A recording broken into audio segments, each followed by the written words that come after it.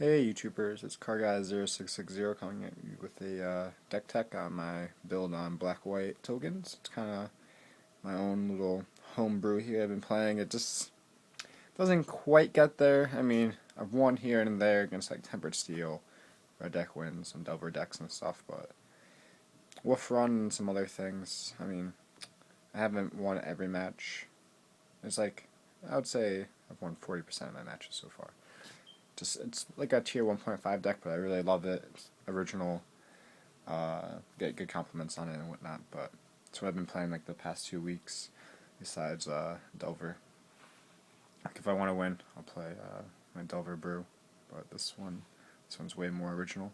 But anyways, start things off. I have 3 Sorin Lord Innistrads, 4 with 3 points plus 1. I'll put a Vampire lifelink on the battlefield. The only downside to that is that it doesn't have flying, but we'll talk about in a second why those are good. The -2 is an emblem, and the 6, you should probably be winning the game if you can get that off. Every time I hit 6, if I'm lucky enough, it's pretty much a GG from there. It's the scoop. But anyways, the 1/1 flying lifelink guy is pretty good, because this deck is pretty good at taking an early beating for more aggro type things like Delver and whatnot. But it can sustain, and then it can come back with big life point swings, and I'll show you how in just a second. And then we have Elsbeth. It's one of the reasons why we get back with life. Its +2 is gain a life. Its -2 is make some dudes, some soldier tokens, and its -5 is kind of like a Day of Judgment, but you generally keep your own stuff on the board unless the other guy has tokens.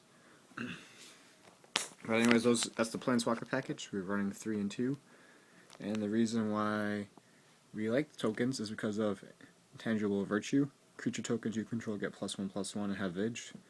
I'm running 4 of those. The only downfall to the deck so far I can find is there's no one solid 1-drop. I guess Doom Traveler, I might have to play test with that.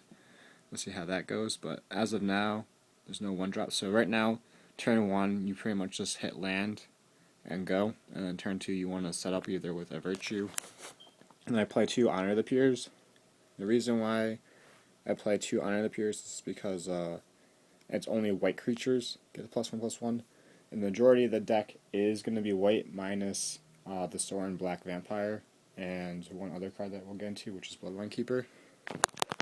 So it could whiff on some of the abilities, but for the most part, it hits everything.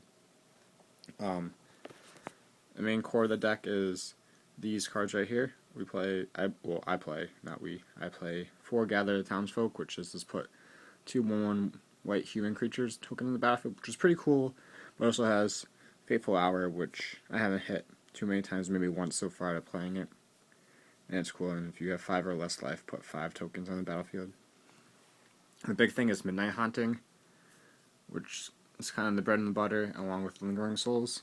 The reason why I play 3 is that we can only get 2 out of them, but it's an instant speed versus Lingering Souls we can get 4. So I kind of like Lingering Souls more, just my opinion. But it's always nice to either get an Honor the Peer or Virtue out on turn 2, then turn 3 drop a land and think they can swing, and then you just instant speed Midnight Haunting on the attack and double blockers, block, and they're going to be 2/2s, hopefully, with either Honor the Peer or Lingering or Intangible Virtue. Lingering Souls, like I said. Increasing Devotion, it's pretty good. Also, why these cards are really good is because the spirits have flying, and this gives Vidge, so you can attack and block back to back. Increasing Devotion, put 5 for 5, and then if flashback for 9, you put 10, I believe. Yeah, 10. So that's always awesome. And then for bombier stuff is Hero Bladehold. Unfortunately, the soldier tokens that come in tapped and attacking actually are going to come in tapped with Virtue out, but next turn, if they don't block them, they can swing for Vidge. And they actually come in as, if you have 1 Virtue or 1 Honor the Peer out, they actually come in as kind of like 3/2s, because they get the +1/+1 from the buff and then the Battle Cry buff. So it's pretty big. And then I play one Bloodline Keeper just to. There's that Intimidate zombie out now, and at my shop, zombies are kind of. There's a couple kids playing zombies, and one has actually been winning a lot. So Bloodline Keeper can hopefully block the little 2-1 Intimidate zombie bullshit guy. And it makes babies, and its flip is pretty awesome. But then I play 2 Altars Reap. When I was playtesting before, I didn't have these in. And I just cut, like, I think I cut a Midnight Haunting and Evolving Wilds for 2 of these. Just because sometimes you do go into top deck mode, and you're making a lot of babies, and I play Tragic Slip. So you can Altars Reap, like block Altars Reap, and then maybe top deck into a removal, like Tragic Slip, that's already morbid. So -13, -13. And, I mean, you do, like I said, you make a lot of guys, so sometimes losing one guy, like, especially if they have Vig, you can swing, deal the damage, whatever, and then next turn, block with the same guy, does the damage over the top, and then sack him with Altars Reap, because it's instant speed.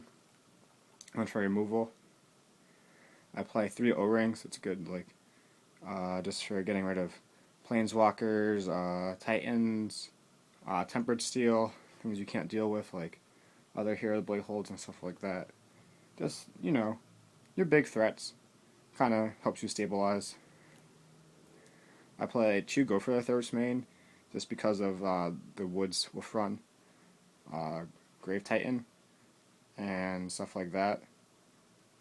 Because I haven't really been seeing Wormcoil Engine being played as much anymore. And I've been seeing more Grave Titans, so I just run Go for the Throat main. And then 2 Tragic Slips, so in total I run 7 removal spells, kind of.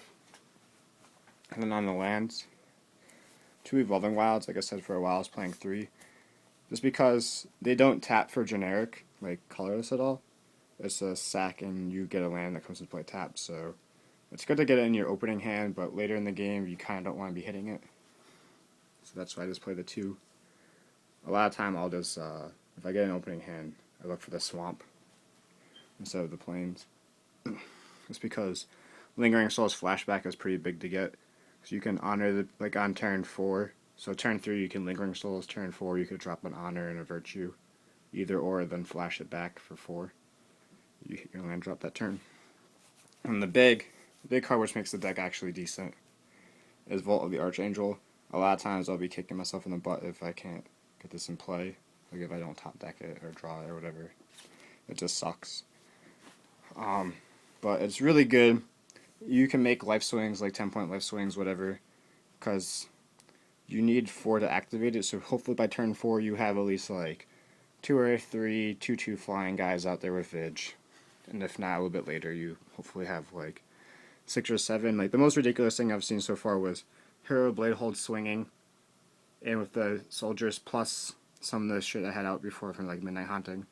So I had 3, like 4, 5, 6, 7, and also had all battle cries, so like 12 points of damage. So I killed some of his shit. I went up 12 and he went down a few. It was pretty much GG from there. You can't, like, life swings like that are just ridiculous. Where your opponent loses more because of the Death Touch and the absurd amount of damage, and your life just goes up.